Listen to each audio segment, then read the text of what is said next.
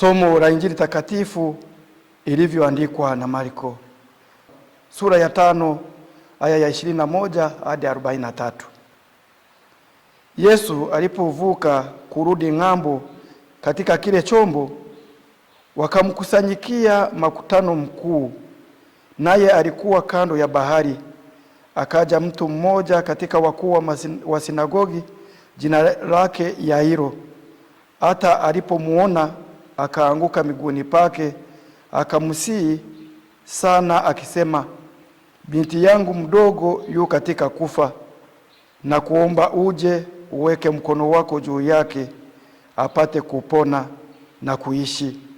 Akaenda pamoja naye, mkutano mkuu wakamfuata wakimsonga-songa. Na mwanamke mmoja mwenye kutoa damu muda wa miaka 12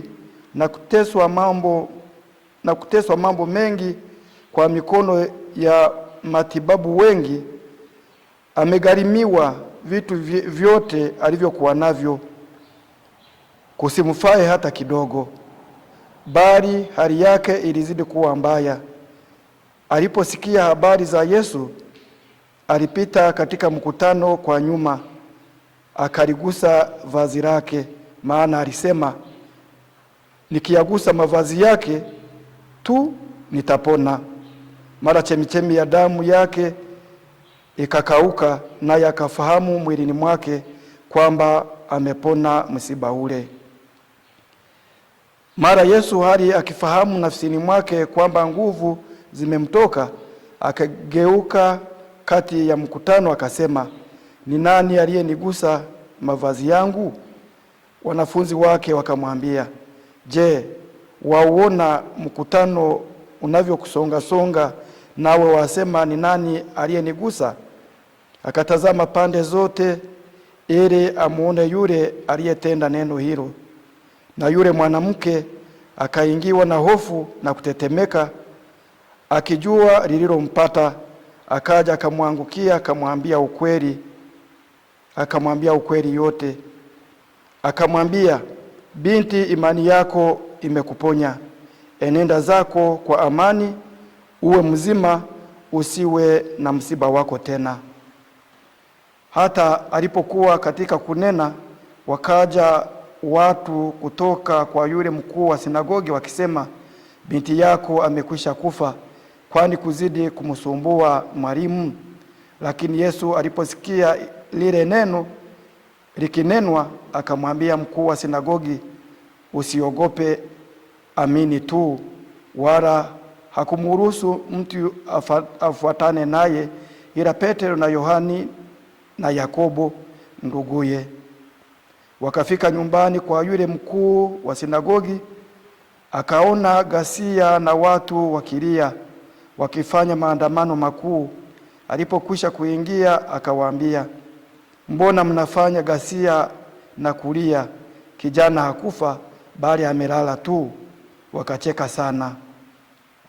Naye alipokwisha kuwatoa nje wote, akamuita babaye yule kijana na mamaye na wale walio pamoja naye, akaingia ndani alimokuwa yule kijana. Akamshika mkono kijana, akamwambia, talanta 10. Tafsiri yake, msichana na kuambia, inuka. Mara akasimama yule kijana, akaenda, maana alikuwa amepata umri wa miaka 12. Mara wakashangaa mshangao mkuu.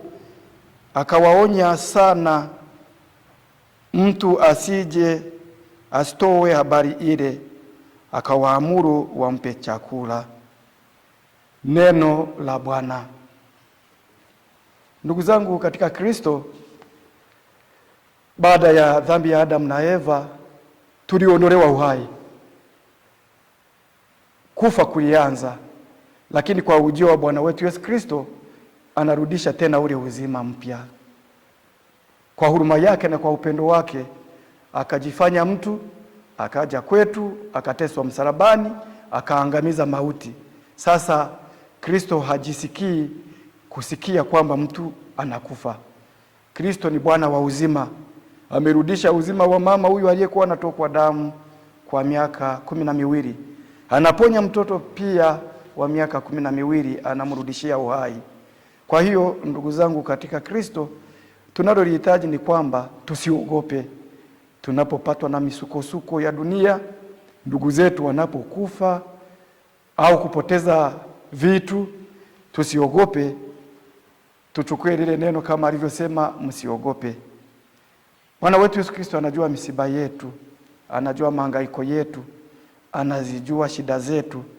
Tuwe na imani, angalau kugusa vazi lake tutapona. Tusiogope, tusiranderande katika maisha kutafuta uponyaji. Twende mbele ya Ekaristi Takatifu, tumuombe mama yetu Bikira Maria, tuwaombe watakatifu, watatusaidia katika safari tunapopata misukosuko na tunapopatwa na majanga kama haya yaliyowapata hawa. Yesu Kristo yuko pamoja na sisi katika safari ya wokovu. Lazima mateso yapo, shida zipo, vifo vipo, lakini neno lake ni kwamba tusiogope. Tumsifu Yesu Kristo. Milele amina. Awabariki Mungu Mwenyezi, Baba na Mwana na Roho Mtakatifu. Nendeni na amani.